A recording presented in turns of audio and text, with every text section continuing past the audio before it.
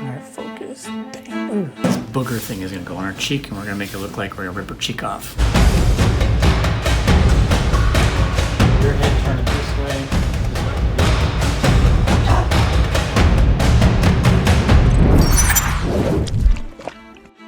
Hello, indie filmmaker here, Adolfo Navarro.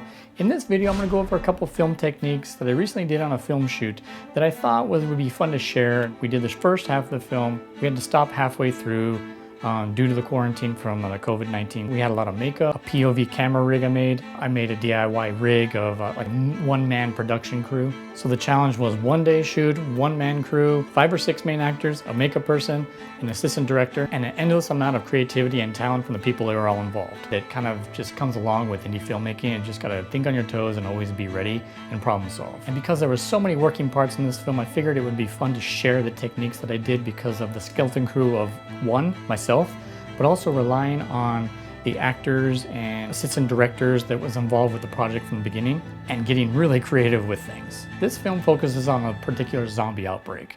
And with that, there was a number of characters that actually get bitten and their face gets either ripped or attacked. So I had to do a lot of latex work with my makeup supervisor that was on set. So let's get started. Oh, funny guy. Just wait till I get a hold of it. So let's focus specifically on the zombies that would turn.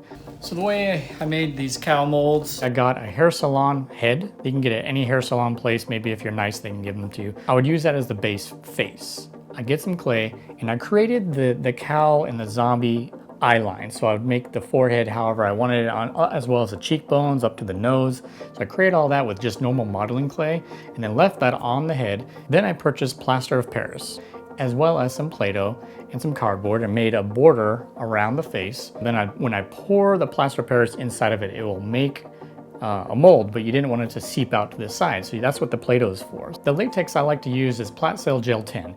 It's a part A and a part B. When you mix them together, it makes great wounds and skin and different things you can rip apart. But the great thing about it is it doesn't take a long time to dry, so that's why I use this quite often. Then when it was done, I peeled that out, and that's how I made my mold. So now forever, I have a mold for any future projects of a zombie that I want to make. Now, I knew for a fact that most likely it's not going to fit everybody's faces, but I can probably adjust it and cut it on set. So all I had to do is pop them out of the baggies and blend it into each actor really well. This one's reserved, but we're going to put one on Patty right now. So basically I'm going to lay down so then we can stay as much as we can. We're going to use this as also for glue as well as to sculpt and blend the edges and everything really fast for the gel. And in this particular shoot, we did it on 3 different faces. The blending here just to give it a little bit more like we meant to do that there too. We're gonna add some blood because he did get clawed.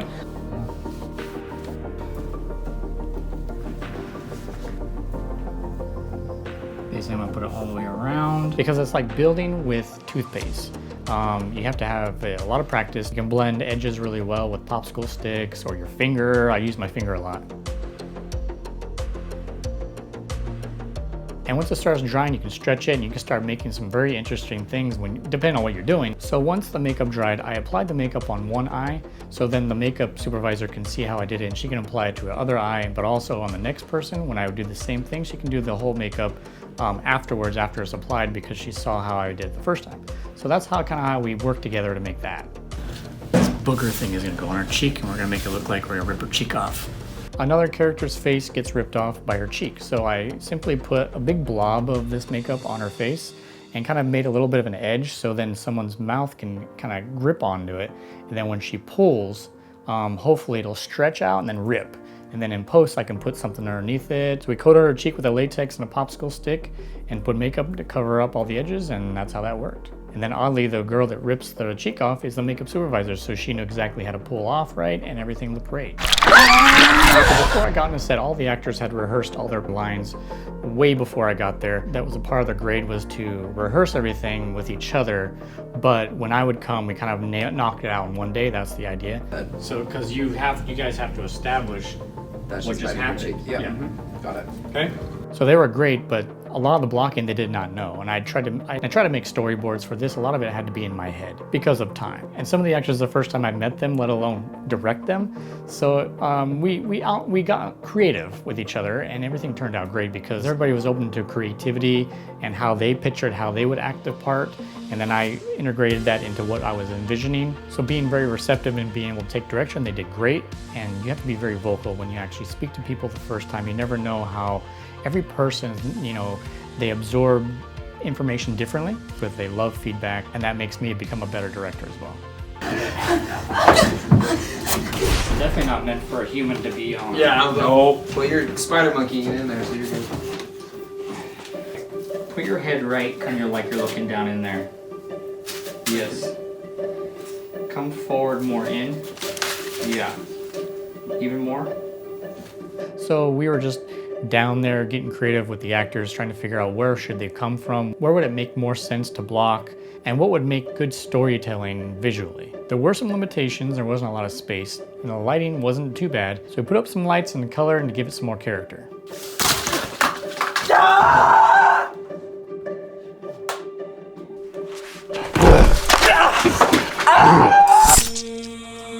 Oh, okay. So I was like, how's the easiest way to accomplish this? Let's just cut the paintbrush and use duct tape. That's an easy technique when you're putting some type of objects protruding out of someone. Granted, this was a paintbrush around this big, but the longer, the harder it is to make protrude out of someone's body. But this particular object was very small, so the tape kept it in place. Oh, look at it. Nice. Oh my gosh, that's masterpiece. Masterpiece. Thanks to the POV effect. So it's one of those shots where when you see a character, usually they're drunk or they're really moving around a lot and the camera moves with them. So I call it the POV chest effect. This is a combination of a GoPro camera on a pipe attached to a weightlifting belt, and it's totally adjustable. And if you're gonna light the scene, you gotta make sure the lights are on each side, not directly in front, because the shadow can cast against the actor, and that would not be bueno. And that's my little POV rig. So I want to start the film with a nice smooth sequence with the Steadicam. Unfortunately, my Steadicam is not powerful enough to hold a lot of weight, so I kind of built onto my Steadicam and created my own nice rig. Ideally, I was trying to figure out a way to direct, pull focus, use a Steadicam, get audio all on one unit. Due to the time constraints, I just figured that would probably save a lot of time if it was possible. There's an extender right here. You put on the follow focus. This is under a remote follow focus, so I can, pull focus wherever I want. But I figured having it with my hand right next to me is going to be the best. This is going to connect into the Tascam to shoot the audio, and this is to power up the rig to do the follow focus, the motor. So I gotta keep everything off this as much as I can somewhere else, the weight to counterbalance. As you can see, it's already not gonna be balanced, but it's gonna handle what we need for today. Okay guys, we have a lot to do. It's 2 weeks until our next show, and we have got to get this place ready. So if anyone has any questions, you know where to find me. I like to start out my films with a nice establishing jib shot, but now drones have become so vital to storytelling that I use that instead. So I quickly put that in the air. Within 20 minutes, got the nice establishing shot I was looking for. You can add a lot of production value using drone shots. But obviously drones have been around for a long time, but it depends on how you use it. It doesn't scream out, hi, I'm using a drone shot. It's to the story that you're making, make it fit within the story.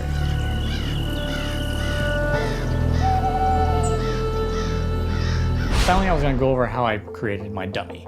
So I use this dummy every now and then.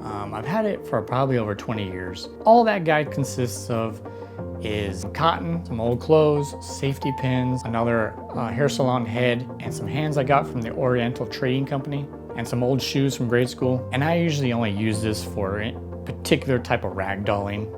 Otherwise, I kind of just do the ragdolling in 3D Studio Max or something. That gets a little bit more realism, but this is kind of like something you would see in the Three Stooges or some type of hits that right tone. Making your own dummy is very easy to do. And that pretty much covers my film shoot that day. And I hope you can take some of that and kind of apply it to your own creative work, because if you can achieve this type of stuff with 1 or 2 or 3 people, imagine what you can do if you have a larger production crew. You just gotta think outside the box, think of the challenges, hit the challenges straight on when they happen. Just a sec. Siri, shut up. I couldn't find balls. Siri. Your music. Siri, stop. So most likely when I can shoot the second half of this film, I'll do another making of, and my idea was to make 2 different shoots with completely different actors and people involved and make one cohesive film. So stay tuned for that. And if you want to check out any other behind the scenes videos I've done, I have about 20. Like and subscribe to my channel. And that about does it. I'm Adolfo Navarro here, and don't forget to think outside the box. I just point at my nipples, these 2 things.